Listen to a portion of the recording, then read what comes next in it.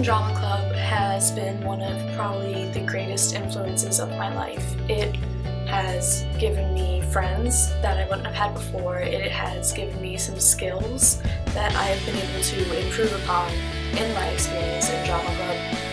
And it has led me to be an all-around happier and better person in general. Probably the most important thing that comes from being in drama club is learning the skills that are involved in developing a character and memorizing lines and anything else you really need to be a good actor. To be or not to be? That is the question. Whether it is nobler in the mind to suffer the slings and arrows of outrageous fortune. The most valuable skills in a drama club are definitely learning your lines properly and being able to memorize them and remember them for 3 or 4 shows in front of 100 or so people. And also the other very important skill in a theater program is bringing your character to life, making it more than just the words on the page.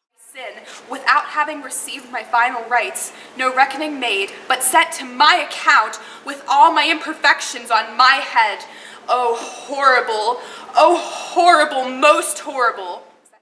Learning your lines can be one of the most difficult parts of being in a drama program and playing a character. However, it's not really that hard, and there are a lot of ways for you to learn your lines and for you to memorize your lines. Learning your lines, no one way works for any specific person. You definitely have to see through yourself. You have to experiment with yourself and different methods to learn what exactly works for you. I usually wait till a time whenever I'm alone and nobody's home, or I can go to the auditorium on my own. And I have to say my lines out loud in order to remember them. So I'll read a line until I memorize it, and I'll continue reading on until I get to the next line and read that and memorize it. After I memorize that line, I'll go back and read both the lines that I just memorized together.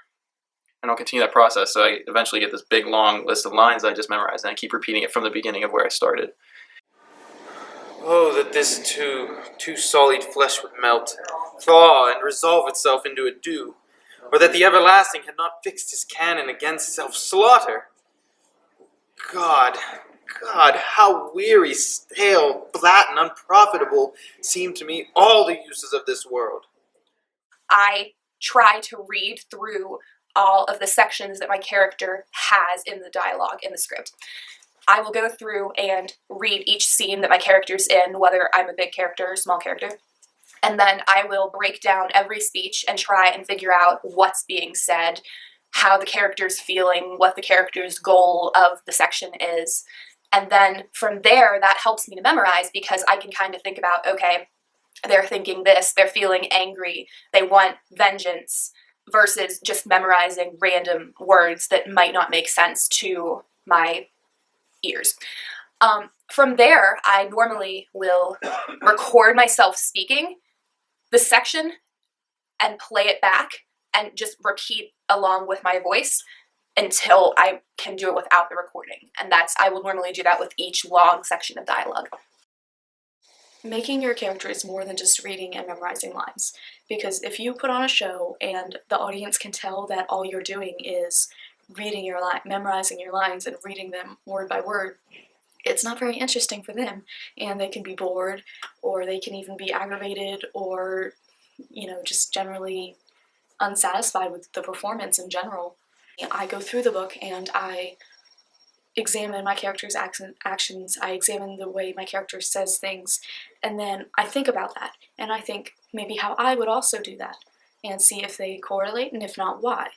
And I generally just try to figure out the emotions my character is feeling. I try to figure out the motivations behind my character and make the most out of what I'm given.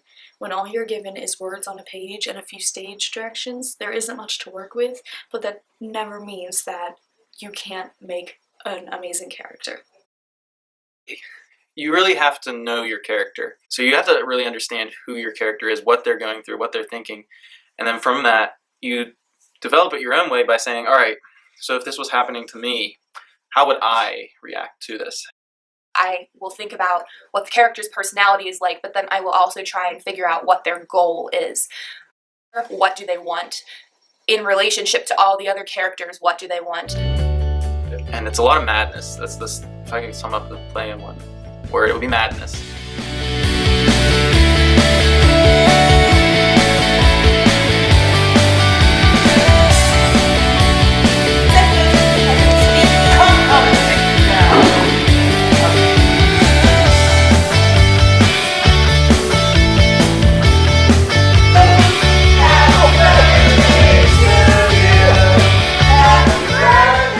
And it's an experience you would never regret.